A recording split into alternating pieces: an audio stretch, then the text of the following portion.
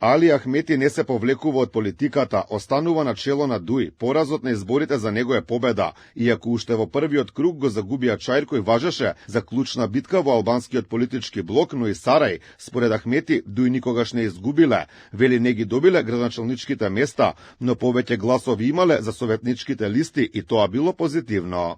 Дали слушате кој победил? Зошто да се повлечем од политиката? Дали ги сакате резултатите? Одете во ДИК и ќе ги верифицирате.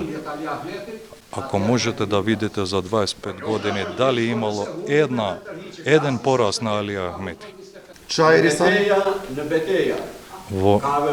Во битки има и порази.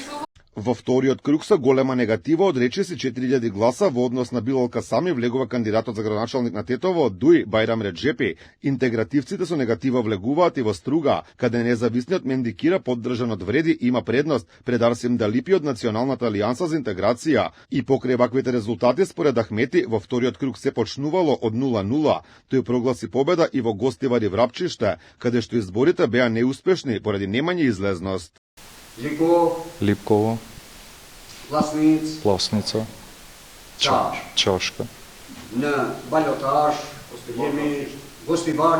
И во Гостивари во Врапчиште сме победиле. Прашањата дали ќе се бара одговорност од Ахмети не беа најдобро прифатени од неговите најблиски соработници. Добар ден, господин Джафери, зашто ќе разговарате денеска седмицата? Дали ќе барате оставка на Али Ахмети? Ако сте вие па да барате оставка од него? Јас прашувам како член на партијата. Зошто?